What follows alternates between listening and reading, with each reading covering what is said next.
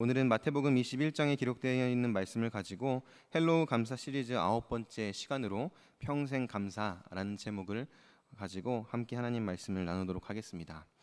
유네스코가 지정한 세계 문화유산 중에 중국에 있는 만리장성이라는 이 성벽이 있습니다.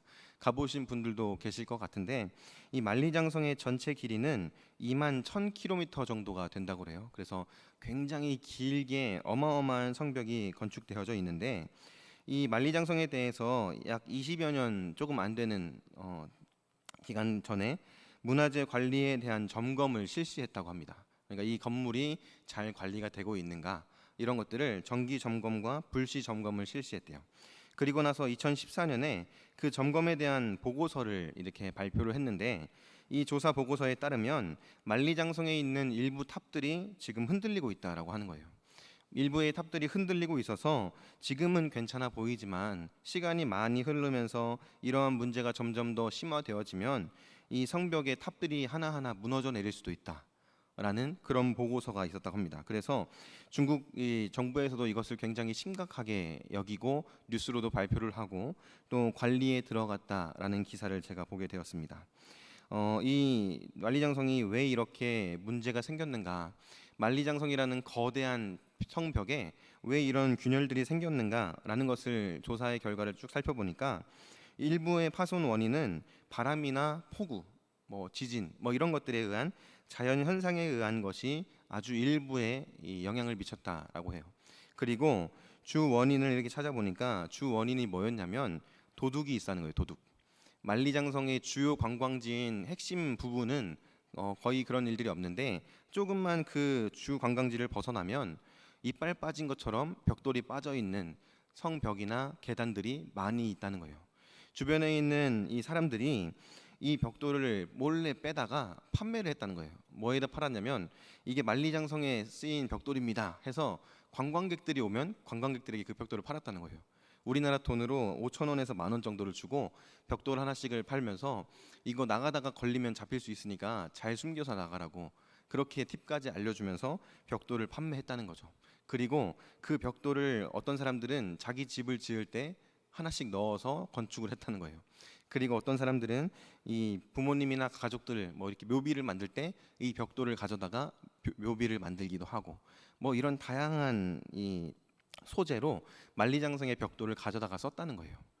그래서 이런 사람들에 대해서 다큐멘터리를 통해서 막 조사하고 이런 것들도 짧게 영상들이 있긴 하더라고요. 찾아보니까. 근데 제가 영상을 다 보지는 않았는데 중간중간 이렇게 살펴보니까 그런 사람들에 대해서 인터뷰를 하는 거죠. 이렇게 이 방송국에 찾아가서 인터뷰를 하는데 대부분의 이 도둑들의 마인드가 어떤 마인드냐면 이거 하나 정도 빼간다고 해서 이 거대한 만리장성에 무슨 문제가 생기겠냐라는 거예요.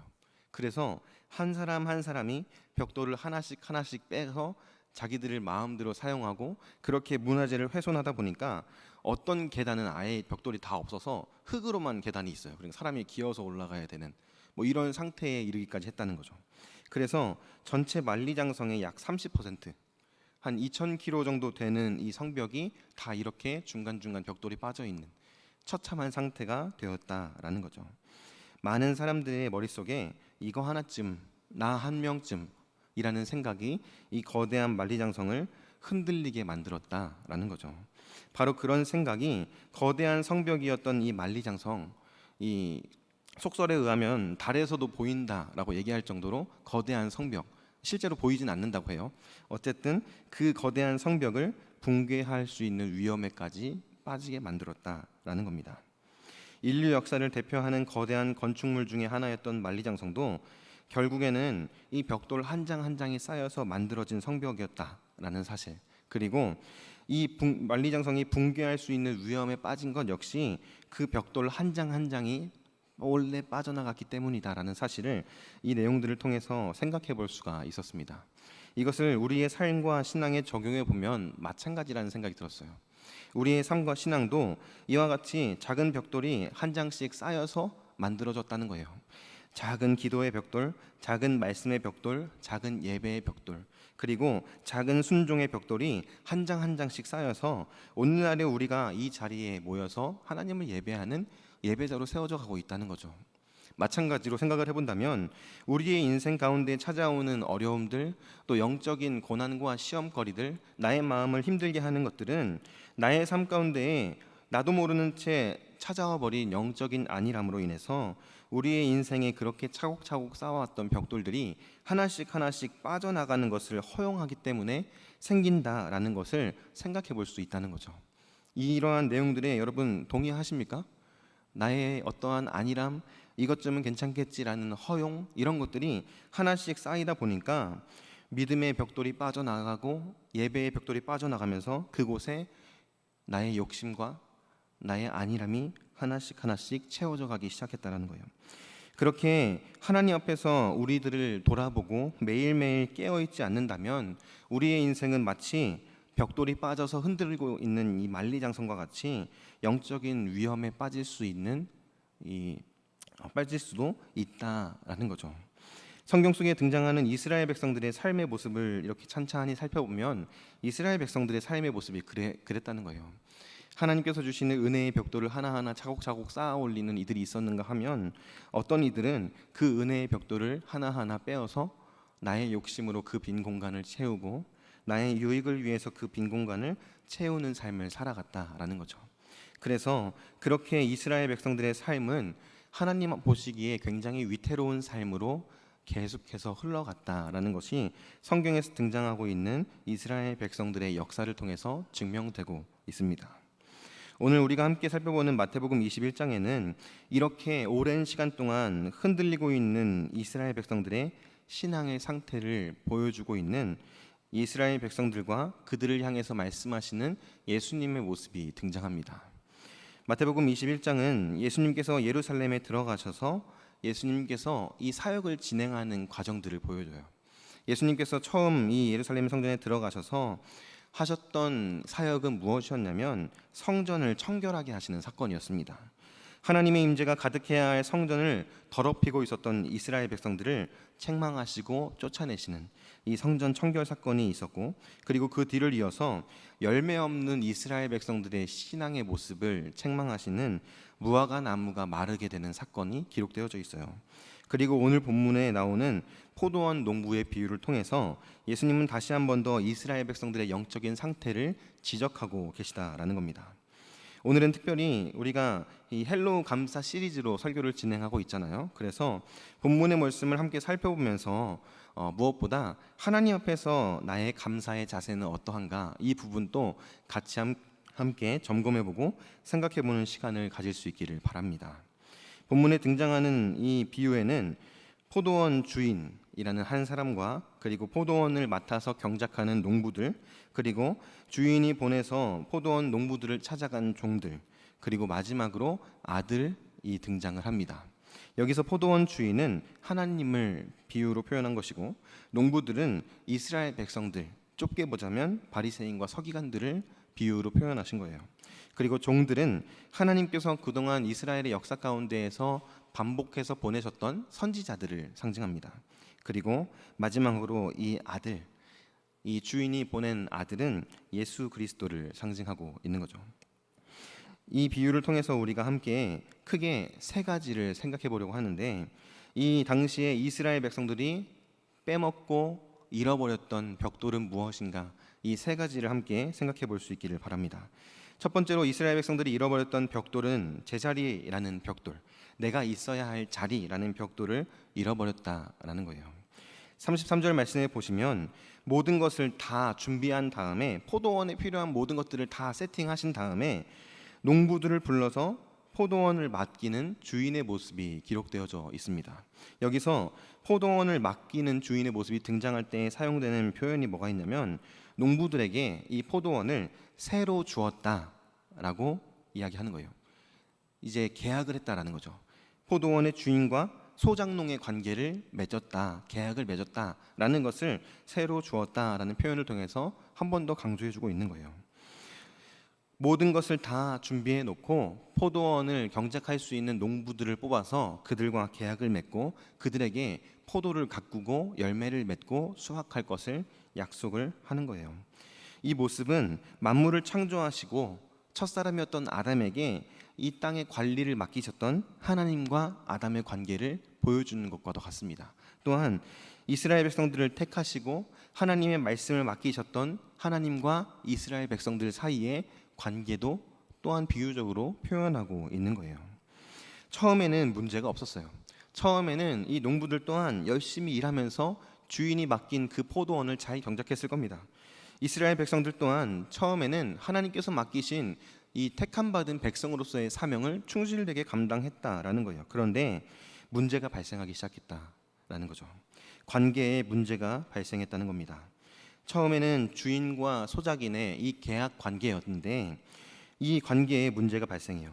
관계에 문제가 없을 때에는 주인이 우리들에게 베풀어 준 은혜에 대해서 감사하는 마음으로 맡겨진 자리를 잘 지켜내고 있었는데, 주인이 떠나고 나서 포도를 이 씨앗을 뿌리고 포도 열매를 맺으려면 한 2년에 3년 정도의 시간이 걸린다고 그래요. 그러니까 주인이 떠나고 한 2년 3년 정도가 지난 후에 주인이 계약한 대로 열매를 거두려고 종들을 보냈다는 거죠. 그런데 그때 이 농부들이 보여주는 태도에 문제가 있었어요. 2년이나 3년 정도 되는 이 시간 동안 농부들은 그 포도원을 열심히 경작했습니다. 그리고 아름다운 열매들을 맺었어요. 그런데 그렇게 농사를 짓고 있는데 그들의 마음에 욕심이 들어가기 시작했던 거예요. 주인은 어디 가서 코빼기도 보이지 않는 거지? 이 포도원을 경작하고 열심히 땀 흘리고 열매를 맺고 있는 건 우리들인데 주인은 왜 어디 가서 얼굴도 비치지 않는 거야? 이런 생각들이 그들의 머릿속을 지배하기 시작하는 거죠. 그러면서 이 농부들이 이 포도원은 내가 주인이야, 잘못된 주인의식을 갖게 되고 이 주인과 맺었던 그 약속을 파기하는 단계까지 이르게 되는 거예요. 종들을 보내서 열매를 받아와라, 계약한 이 일부의 열매를 받아와서 나에게 가져오라 라고 주인이 명령을 내렸는데, 그 종들이 포도원에 도착했더니 농부들이 그 포도원에 찾아온 종들을 때리기 시작해요.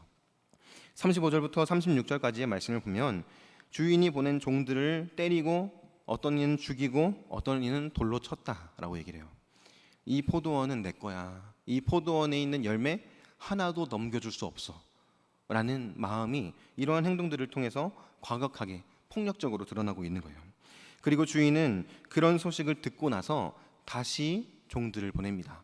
더 많은 종들을 보내요. 그런데 똑같이 그 종들을 대하는 이 농부들의 모습이 말씀에 기록되어져 있다는 거예요.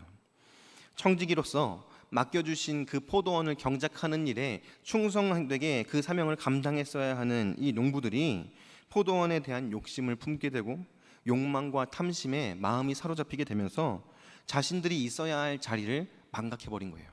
내가 있어야 할 자리는 주인이 맡긴 포도원을 경작하는 청지기의 자리, 소작농의 자리인데 어느 순간 내 거야, 내가 주인이 되고 싶어 라는 욕망이 그들의 마음을 지배했다는 거예요.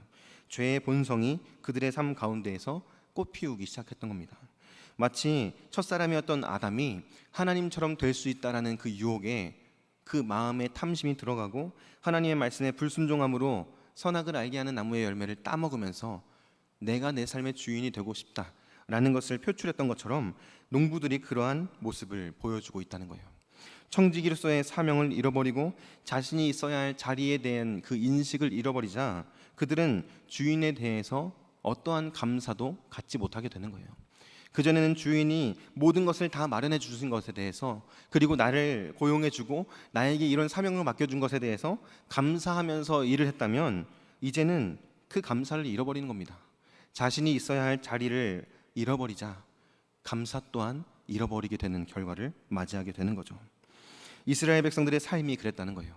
하나님께서 그들을 택하셨습니다. 그리고 하나님께서 택함 받은 백성들에게 로마서 3장 2절에 보니까 하나님의 말씀을 맡기셨다라고 기록되어져 있는 것을 봐요.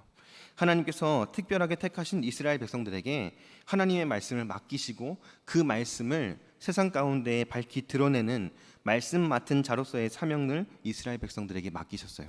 그런데 처음에는 그렇게 하나님의 백성답게 살아가려고 몸부림치고 순종하면서 나아갔던 이스라엘 백성들이 우리가 알고 있는 이스라엘 역사를 보면 어떻습니까?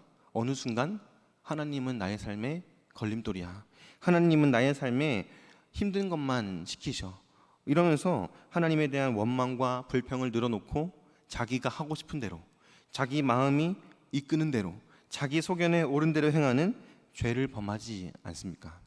이스라엘 백성들의 모습이 그랬고 오늘날 많은 사람들의 모습이 그러하다는 거예요. 자기 자신이 있어야 할 자리를 잃어버린 사람은 누구나 이러한 전철을 밟을 수밖에 없다라는 겁니다. 오늘 이 말씀을 통해서 우리가 먼저 우리 자신의 있어야 할 자리가 어디인지를 다시 한번 생각해보고 점검해 볼 수 있기를 바랍니다. 하나님께서 여러분들에게 맡기신 사명이 있어요. 하나님께서 우이중앙교회에 맡기신 사명이 있습니다. 다양한 사명들이 있겠죠. 그러나 그 중에서 가장 중요하다고 할 수 있는 것은 하나님의 말씀을 맡은 자로서의 사명이에요. 말씀을 맡은 자로서 그 말씀이 말씀하시고 가르쳐 주시는 대로 말씀에 순종하는 삶을 살아가야 할 책임이 우리들에게 있습니다. 또한 그 말씀을 나 혼자서만 품고 살아가는 것이 아니라 그 말씀을 증거하고 전해야 하는 복된 사명 또한 우리들에게 주어졌다는 거예요. 그런데 내가 하나님과 나와의 관계에 있어서 내가 있어야 할 자리를 잊어버리면 이 사명 또한 동시에 잊어버리게 된다는 거예요. 말씀을 맡은 자로서의 귀한 사명을 잃어버리지 않고 그 순종의 벽돌을 쌓아 올릴 수 있는 저와 여러분들이 될 수 있기를 바랍니다. 특별히 우리가 이 태신자 작정 해피데이 축제를 준비하고 있어요. 하나님의 말씀을 증거하기 위해서, 복음 전하기 위해서, 교회가 맡은 사명을 감당하기 위해서 이 교회에서 굉장히 중요한 사역으로 해피데이 축제를 준비하는 가운데 있습니다. 그리고 모든 성도님들 앞에서 태신자 작정을 선포하고 함께 기도하며 나아가고 있어요. 이 자리에서 어느 누구도 소외되거나 어느 누구도 주저하지 않았으면 좋겠어요. 모두가 하나님께서 주시는 거룩한 소명과 사명을 가지고 하나님께서 주시는 마음을 따라서 복음이 필요한 이들, 나의 주변에 내가 사랑하는 이들 중에 복음을 들어야 하는 이들을 작정하고 그들에게 어떻게 하면 말씀을 전할 수 있을까를 함께 고민하고 기도하며 나아가는 우리 모든 성도님들이 되었으면 좋겠습니다. 그래서 정말 하나님께서 기뻐하시는 천국 잔치가 우리 해피데이 축제 가운데에 펼쳐질 수 있었으면 좋겠어요. 두 번째로 이스라엘 백성들이 잃어버리고 있었던 벽돌은 하나님의 사랑이라는 벽돌입니다. 이스라엘 백성들에게 하나님께서 베풀어 주신 사랑은 말로 다 할 수 없죠. 성경 전체를 보면 어마어마한 하나님의 사랑이 기록되어져 있습니다. 구약 전체를 보면 하나님께서 계속해서 참으시고 기회를 주시고 오래 참으시며 인내하시는 모습들이 곳곳에 숨겨져 있어요. 그리고 어떤 곳에서는 너무 분명하게 드러나고 있습니다. 또한 신약 성경에서도 마찬가지로 하나님께서 우리를 향해서 얼마나 큰 사랑을 베풀어 주셨는지를 특별히 예수 그리스도의 십자가의 사랑을 통해서 보여주고 계시고 또 오래 참으시면서 마지막 때를 준비하시는 모습을 통해서 다시 한번 그 사랑을 우리들에게 깨닫게 해주시는 것을 볼 수가 있습니다. 당시에 이스라엘 백성들은 그 하나님의 사랑이 나의 삶에 특별한 의미가 없다라고 생각했던 것이죠. 악한 농부들은 그들을 향한 주인의 사랑을 전혀 알아채지 못했어요. 제 자신들을 향해서 오래 참고 기다려주는 그 주인의 사랑을 알지 못했습니다. 별로 중요하게 생각하지도 않았어요. 34절부터 36절까지의 말씀을 보면 계속해서 종을 보내고 다시 보내고 더 나아가서는 아들을 보내면서까지 참고 기다리는 주인의 사랑이 기록되어져 있습니다. 그리고 베드로후서 3장 9절 말씀에도 보면 하나님께서 우리를 향해서 어떠한 마음을 품고 오래 참으시는가를 이렇게 표현하고 있는 것을 볼 수 있어요. 베드로후서 3장 9절 말씀 제가 읽어드리면 주의 약속은 어떤 이들이 더디다고 생각하는 것 같이 더딘 것이 아니라 오직 주께서는 너희를 대하여 오래 참으사 아무도 멸망하지 아니하고 다 회개하기에 이르기를 원하시느니라 라는 말씀이 베드로후서에 기록되어져 있습니다. 이것이 이스라엘 백성들을 향하신 하나님의 마음이요 또 오늘날 우리들을 향하신 하나님의 마음이라는 거예요. 하나님께서는 하나님의 사랑을 잃어버리고 세상 가운데서 방황하고 있는 많은 이들을 향해서 오래 참으시는 사랑을 보여주십니다. 그리고 그들이 회개하고 돌이키기를 기다리고 계세요.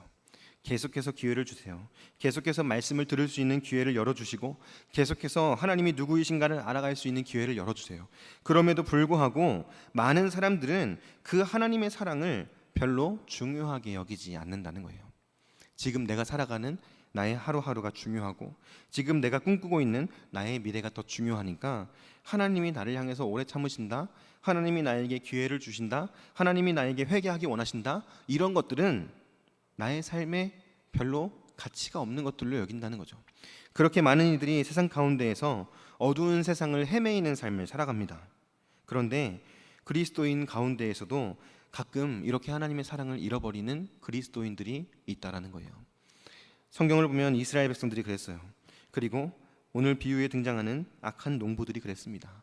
계속해서 기회를 주시는데도, 계속해서 기회를 주시고 회개할 수 있는 은혜를 베풀어 주시는데도 불구하고 그 하나님의 사랑을 깨닫지 못해요. 그 하나님의 사랑을 나의 삶에 주어진 마지막 기회가 될 수 있다는 사실로 받아들이지 못합니다. 이스라엘 백성들의 역사가 그것을 증명해주고 있어요. 반복해서 하나님의 말씀에 배반하고 하나님의 말씀에 거역하고 반역을 저지르는 이스라엘 백성들의 모습, 그들의 이스라엘 백성들의 모습과 오늘날 우리들의 모습이 너무나 비슷하게 닮아 있는 모습으로 드러날 때가 있다라는 겁니다. 바라기는 우리 모든 성도님들이 이 사실을 잃어버리고 불평하고 원망으로 자신들의 삶을 채워갔던 이스라엘 백성들처럼 어리석은 길을 걸어가는 것이 아니라 하나님께서 나를 향해서 어떠한 사랑을 베풀어 주셨는가를 다시 한번 기억하고 하나님께서 나를 향해서 어떠한 사랑으로 오래 참으시며 인내하시는가를 매일매일 경험하는 삶을 살아갈 수 있게 되기를 주님의 이름으로 축복합니다. 세 번째로 이스라엘 백성들 그리고 비유 속에 등장하는 농부들이 잊어버리고 있었던 것은 심판에 대해서 잃어버리고 있었다는 거예요. 심판이 있다는 것, 때가 정해져 있다는 사실을 그들은 망각하고 살아갑니다. 40절 말씀에 보면 이 농부들이 주인이 보낸 아들을 무참하게 죽이고 버리는 사건이 등장해요. 그리고 나서 그 뒤에 40절 말씀에 보면 그런 일들이 있은 후에 이런 표현으로 주인이 올 때를 이야기하고 있는 것을 볼 수가 있습니다. 그러면 포도원 주인이 올 때에 그 농부들은 어떻게 하겠느냐라는 말씀이 기록되어 있다는 거죠. 여기서 우리는 올 때라는 표현에 주목해서 바라볼 수 있기를 바랍니다. 포도원 주인과 포도원을 맡은 농부들은 계약을 맺었어요. 그리고 그 계약을 통해서 주인과 종의 관계를 분명하게 했습니다. 그런데 어느 순간 주인이 오랜 세월 동안 보이지 않자 자신들이 이 포도원의 주인인 양 잘못된 생각을 가지고 교만함으로 그 포도원에서 살아가고 있는 농부들의 모습이 말씀 속에서 등장합니다. 이 농부들의 인식 가운데에는 주인은 이제 없어요. 포도원의 주인이 다시 돌아올 것이라는 생각은 전혀 하지 않습니다. 그들이 주인이 보낸 마지막 이 기회였던 아들을 죽일 때에도 그들은 어떻게 이야기합니까? 38절에 보면 농부들이 그 아들을 보고 서로 말하되 이는 상속자니 자 죽이고 그의 유산을 차지하자라고 말해요. 이제 이 아들만 죽이면 이 주인에게는 상속자가 없으니까 이 포도원을 경작하는 우리들이 상속자가 되는 거야 라고 이미 생각을 하고 있는 거예요. 주인이 다시 와서 그 포도원을 빼앗아갈 것이라는 생각, 혹은 주인이 다시 와서 그 포도원에 대한 소유권을 주장할 것이라는 생각, 그런 것은 아예 없어요. 그냥 이제 이건 우리 거야, 이제 이 포도원은 내 거야 라는 생각이 그들의 마음에 가득한 거예요. 주인은 그들의 생각 속에서 이미 잊혀진 지 오래입니다. 주인이 다시 올 것이라는 사실 또한 그들은 전혀 생각하지 않고 살아가요. 그런데 예수님께서 이렇게 말씀하시는 거죠. 주인이 반드시 온다. 주인이 올 때가 있을 것이다. 그리고 그때 그 농부들은 어떻게 되겠느냐라는 질문을 하고 계시는 거죠. 하나님의 시간표는 정해져 있다는 거예요. 하나님께서는 이미 모든 것을 다 계획해 놓으셨습니다. 그리고 중요한 것은 계획하신 대로 모든 것을 이루고 계시다는 거예요. 우리가 살아가는 삶의 현장 가운데에서 벌어지는 모든 일들은 하나님의 계획 가운데에서 이루어지고 있는 일들이라는 사실을 기억하실 수 있기를 바랍니다. 하나님께서 어떠한 것도 함부로 내버려 두지 않으세요. 하나님의 모든 것들은 하나님의 그 손길 가운데에서, 하나님의 섭리 가운데에서 이루어져 간다는 거예요. 힘든 일도, 고통스러운 일도, 어려운 일도, 행복한 일도, 기쁜 일도, 좋은 일도, 모든 것들은 하나님의 시간표대로 이루어져 가고 있다라는 거예요. 그리고 더 중요한 것은 하나님께서 그 시간표의 마지막에 계획하신 것이 있다는 거예요. 모든 것을 계획하신 대로 완성하시는 때, 심판의 때가 반드시 정해져 있고 그 심판의 때가 언제 올지 우리는 알 수 없다라는 거죠. 언제 그 심판의 때가 임할지 모른다는 사실은 우리가 항상 그 심판의 때를 인식하고 그 사실을 기억하면서 살아가야 한다는 말씀이에요. 언제 그 심판이 이럴지 모르기 때문에 항상 깨어서 기도하면서, 항상 깨어서 하나님 앞에 서 있으면서 그 심판의 때를 맞이할 준비를 해야 된다라는 말씀이죠. 지금 로뎀 교회가 수련회를 준비하면서 다니엘서 말씀을 함께 나누고 기도하는 시간들을 매주 화요일과 토요일에 이렇게 진행하고 있습니다. 어저께 화요일 저녁에 이제 다니엘서 12장까지 통독을 마치고 기도회를 이렇게 진행을 했어요. 그렇게 다니엘서를 우리가 함께 살펴보고 있는데, 다니엘서 말씀을 쭉 읽어보니까 다니엘이 살았던 그 시대가 너무 암울하다라는 생각이 드는 거예요. 다니엘이 살았던 그 시대가 정말 믿음을 지키면서 살기에 정말 힘든 시대이구나라는 생각이 들어요. 그러면서 동시에 오늘날의 우리 그리스도인들이 살아가는 이 현대 사회가 그러하구나라는 생각이 동시에 들더라고요. 그러면서 다니엘에게 하나님께서 주시는 이 예언의 말씀들을 쭉 살펴보는데, 특별히 7장부터 12장까지는 다니엘이 본 환상들이 기록되어져 있어요. 하나님께서 앞으로 어떤 일들을 행하실 것인가, 그리고 하나님께서 그 일들을 어떻게 이루어 가실 것인가를 굉장히 자세하게 기록하고 있는 환상들이 7장부터 12장까지에 기록되어져 있다는 거죠. 그 말씀을 우리가 볼 때 저도 그렇고 많은 분들이 그 말씀 앞에서 이렇게 암울하고 힘든 시대를 살아가는 다니엘에게 하나님께서 위로의 말씀을 주시겠지라고 나름대로 생각하고 말씀을 이렇게 봐왔다는 거죠. 그런데 그 말씀을 보는데 다니엘이 보여주는 이 반응과 말씀을 읽는 우리들의 반응이 너무 비슷했어요. 실망해요. 그리고 낙심합니다. 왜냐하면 그 환상 속에서 다니엘이 보았던 것은 앞으로 더 긴 환란의 때가 있을 것이다. 그리고 마지막 때에 좋은 일이 펼쳐지는 것이 아니라 더 극심한 환란의 때가 있을 것이다. 그리고 어느 날 갑자기 하나님께서 정하신 때에 하나님이 정한 기한이 차면 마지막 심판의 때가 임할 것이다. 이런 메시지가 있는 거예요.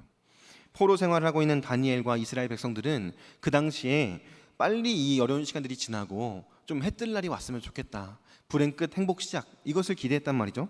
그런데 하나님께서 보여주시는 말씀을 보니까 앞으로 더 힘들 거야. 그리고 마지막 때쯤 다가오면 더 극심한 환란이 너희들을 기다리고 있을 거야. 이런 말씀을 하고 있다는 거예요. 그러니까 그런 말씀을 받는 다니엘의 입장에서도 낙심하고 안타까워하고 힘들어하면서 그 말씀을 받는 거죠. 그런데 그 말씀을 이렇게 쭉 살펴보는데 곳곳에 참 소망이 되고 희망이 되는 말씀들이 숨어 있는 거예요.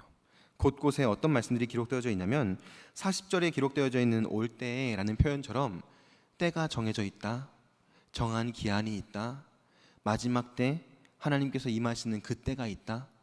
이 말씀들이 그 환상 속에 곳곳에 숨겨져 있는 거예요. 다니엘이 그렇게 하나님의 말씀을 받을 때 환란이 있고 극심한 환란의 때가 있다라는 사실을 들을 때에는 너무 힘들고 고통스러웠는데, 그가 끝까지 소망을 붙들고 믿음을 지켜내면서 세상 속에서 그리스도인 삶을 살아갈 수 있었던 것은 그 하나님의 약속이 숨어져 있었기 때문이었어요. 지금은 힘들겠지만, 앞으로 힘든 시간들이 더 많이 있겠지만 결국 하나님께서 모든 것을 주관하시고 계시다. 결국 하나님께서 모든 역사를 주관하시고 통치하시고 모든 것을 계획하신 대로 이끌어 가신다라는 사실, 그리고 더 나아가서 하나님께서 정하신 때가 있다. 마지막 심판의 때에 끝까지 믿음을 지킨 성도들은 하나님이 허락하시는 그 의의 면류관을 쓰게 될 것이다. 영원한 하나님의 나라를 기업으로 받게 될 것이다. 이 사실이 다니엘에게는 어떤 것과도 비교할 수 없는 소망이었던 거죠. 이스라엘 백성들에게도 하나님께서 주셨던 그러한 말씀들이 계속해서 많은 선지자들을 통해서 선포되었습니다. 그런데도 불구하고 이스라엘 백성들은 그 하나님의 시간표를 무시했어요. 왜냐하면 지금 당장 내가 살아가는 하루하루가 너무 힘들거든요. 지금 당장 살아가는 내 하루하루, 내가 계획하는 목표, 내가 꿈꾸는 것들이 지금 당장 더 중요하거든요. 그러다 보니까 하나님의 때, 언제 올지도 모르는 하나님의 마지막 심판의 때, 그런 것들에 마음을 쓰지 못하고 그것을 외면하는 모습을 보이고 있는 것이 이스라엘 백성들의 삶의 모습이었다는 거예요. 그리고 그러한 모습을 예수님께서는 지금 포도원을 차지하고자 욕심을 부리고 있는 농부들의 모습을 통해서 보여주고 계시다라는 거예요. 오늘날 이 말씀을 하나님의 말씀으로 듣고 받고 대하는 우리들이 이 사실을 기억하고 살아갈 수 있기를 바랍니다.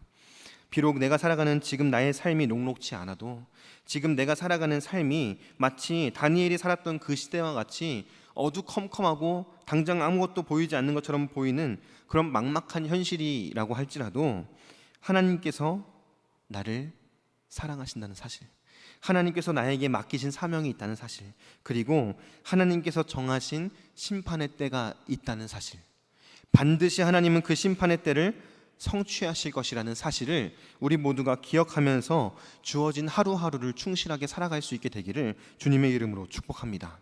분명한 것은 그 사실들을 기억하고 살아가는 사람과 이런 사실들을 기억하고 살아가지 않는 사람의 삶은 다를 수밖에 없다는 거예요.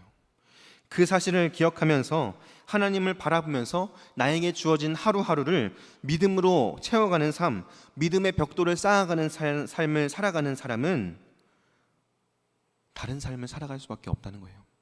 세상이 줄 수 없는 기쁨과 세상이 줄 수 없는 평강과 세상이 줄 수 없는 소망을 품고 그것들을 누리면서 살아갈 것입니다. 그들이 살아가는 시간은 세상의 어떤 이들과 비교할 수 없을 정도로 가치 있는 시간들로 채워져 갈 것이라는 거예요. 바라기는 이 자리에 계신 우리 모든 성도님들뿐만이 아니라 우리 모든 우이중앙교회 성도님들께서 그렇게 하나님께서 허락해 주신 그 하루를 믿음의 벽돌을 채워가는 시간으로, 소망의 벽돌을 채워가는 시간으로 쌓아가실 수 있게 되기를 바랍니다. 그래서 마지막 때 하나님께서 심판하실 때, 마지막 때 하나님께서 결산하실 그때에 하나님께 칭찬받는 하나님의 백성들이 다 될 수 있기를 바랍니다. 우리가 지난 주일까지 담임 목사님 설교를 통해서 성령의 열매에 대해서 계속해서 살펴봤잖아요. 그 중에서 제가 이 말씀을 준비하는데 절제시라는 제목으로 설교를 하셨을 때 마지막 부분에서 다루었던 이 성경 구절이 떠올랐어요. 어떤 구절이었냐면 고린도후서 9장 25절 말씀이었습니다. 그들은 썩을 승리자의 관을 얻고자 하되 우리는 썩지 아니할 것을 얻고자 하노라 라는 이 말씀이었어요. 그 당시에 경주하는 이들은 썩어서 없어질 면류관을 위해서도 끝까지 포기하지 않고 달려가는 경주를 열심히 준비하고 그 경주를 위해서 정말 오랜 세월을 바치고 어떤 이들은 평생을 바쳤다라고 하셨죠. 그런데 그렇게 썩을 승리자의 관을 얻고자 열심히 달려가는 이들도 있는데 우리가 쓰게 될 면류관은 썩지 아니할 것이요 영원한 승리의 면류관이라는 사실, 그 사실을 우리 모두가 마음에 새겨볼 수 있게 되기를 바랍니다. 그래서 나의 삶 가운데 역사하시는 하나님의 시간표에 순종함으로 반응하고 나의 삶 가운데 일하시는 하나님의 그 손길을 바라보면서 매일매일 감사함을 채워가는 거죠. 그렇게 하나님께서 함께 하신다는 사실을 인정하고 하나님께서 하시는 일들을 바라보고 하나님의 은혜를 기억하면서 감사로 나의 삶을 채워간다면 매일매일 그렇게 평생 감사하는 삶을 온전하게 살아낼 수 있을 줄로 믿습니다. 우리가 특별히 감사 시리즈 설교를 이렇게 진행하고 있는데 이 기본적인 사실들을 기억하면서 평생 감사, 오늘 말씀 제목처럼 평생 감사하는 삶을 기쁨과 감사함으로 살아내는 우리 모두가 될 수 있기를 바랍니다.